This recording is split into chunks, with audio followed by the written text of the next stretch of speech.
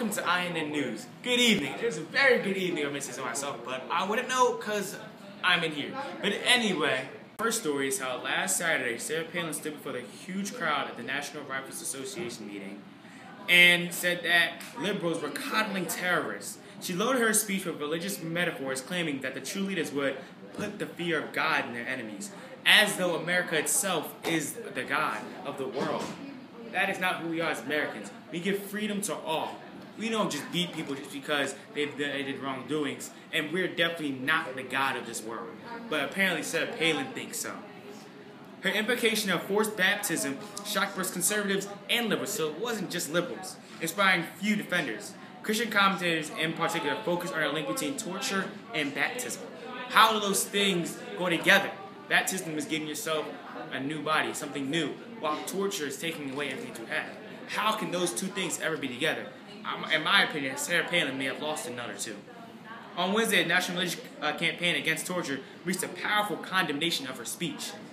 To Palin, the organization's executive director wrote, "Your statements play into a false narrative, conveying that somehow the conflict between the United States and the terrorist cells is a conflict between Christianity and Islam, or Islam and quote-unquote the West."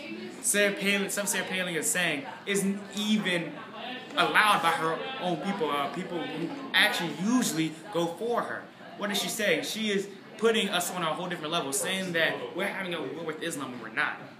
We're taking our people who put threats on us, and we just want to take back what's ours. The group's letter to the NRA, signed by 17 faith leaders from many different religions and denominations, read, "For Christians, baptism is a profoundly holy act. It is in stark contrast to the aberrant act of waterboarding." That's all I have to say about Sarah Palin. There's nothing more that can be said about a woman who would say that waterboarding and baptism are in any way alike. In other recent news, Marlboro has made a campaign to show basically kids that it's cool to smoke. Well, it's called Be Marlboro, and it has sparked outrage in over 50 countries. My co-anchor here, Khadijah Morgan, has more on the story. Yes, thanks, Aaron. And the person behind it is Philip Morris. He is portraying the iconic Marlboro man as a thrill-seeking hipster. One of the cool kids that's hip to say today. Yes, as they would say. But anyway, he is making himself seem chill and just cool that the kids invite him to smoke with them. Jeffrey Welly says he realized that tobacco and Marlboro products are bad, but also said that if he stopped advertising to young teens, then he'd lose a whole generation. That's crazy. Well, it is crazy, but the proof is sitting right in front of us. I think it's funny how these big tobacco companies care more about their money than the young teens in their minds, and how their product will affect them throughout the years. That's very true. It can cause many diseases that aren't always the best treated, and it's not even a healthy thing to do.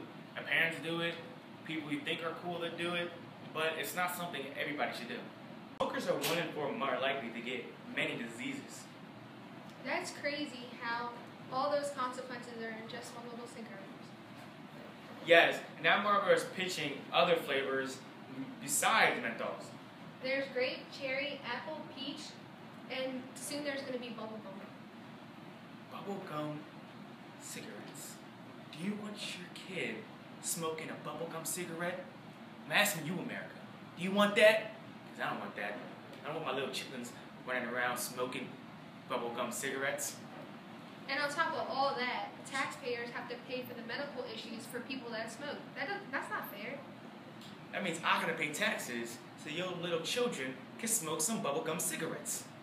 Think about that. Kids smoking bubblegum cigarettes. Well, that's all we have for that story. Now to commercial break.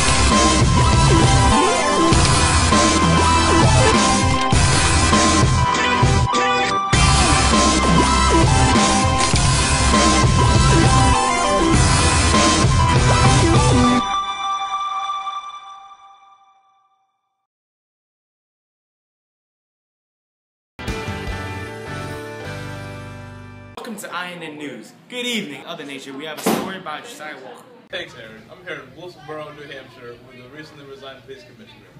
Was caught calling Obama a slur. This is appalling. Now here's some witnesses' reaction to what he said. This is a public office, and I just want to simply say there's absolutely no room for this anywhere in public office. I think his statements are reprehensible. It was an open admission of being racial. Hold yourself accountable for what you said. I'm getting where he made no apology. Do that. It's because you're not giving examples of what's supposed to be inaccurate. I admitted what I did. I made no bones about it. This is appalling. On Tuesday, President Obama requested 2 government agencies develop a plan to increase fuel efficiency for heavy-duty trucks. Wow, that's great. Better air for America. He also made these 2 agencies create a proposal that will address better gas standards. Obama says the goal was to set is ambitious. Anybody who has dire predictions for the auto industry said we couldn't do it. Everything they say that they are proven wrong. What do you think he means by that? He means people say we can't do it, and then he does.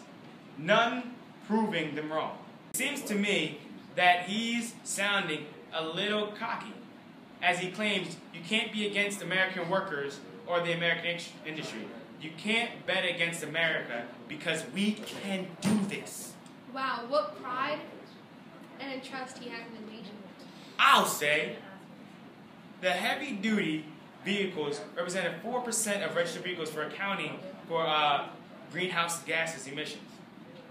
Also, they are currently the second largest source of on-road fuel after passengers' cars and light trucks.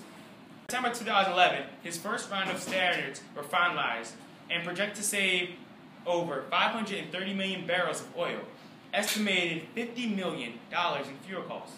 Obama recently outlined an agenda to make the country a magnet for middle-class jobs. He also pledged to drive down all oil imports and called on Congress to put more people to work by building fuel stations that shift more vehicles from foreign oil to American natural gas. Natural gas! Natural gas! Yeah! Obama's Climate Action Plan, which he released last June, he committed to developing new fuel efficiency standards to save families money at the pump and reduce reliance on foreign oil. See, now that's a great story. But, man, that's all the time we have for today. So thanks for watching. Thank you.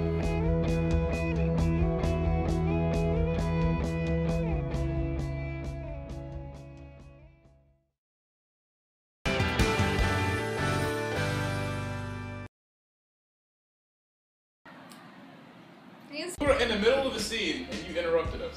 Why you gotta be ruining this? We should get 5 more minutes more for that. I'm looking ready. Story. It just says don't touch the microphones. Don't you read? No. Is that one? It's you. What? Alright, go. I got it. The story said would be how last Saturday, Sarah Palin stood before the huge crowd. Last Saturday,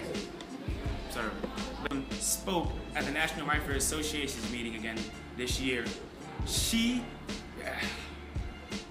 also said that she said some preposterous things at this meeting.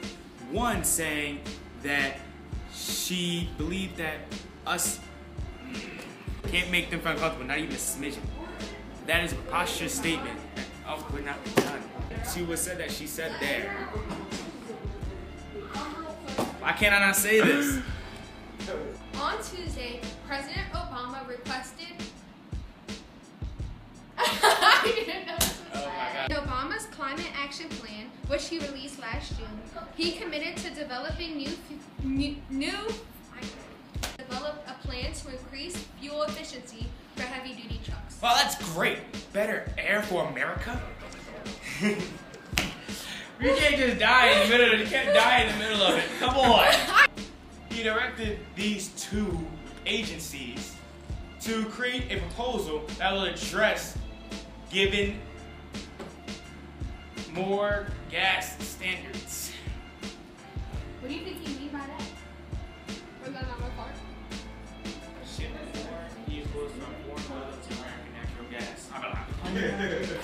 Clean energy! Oh, scary. I'm still not used to it. Should I get a fist one too? Yeah. Tyler. You're just racist. Tyler. How is that racist? That's Iron News.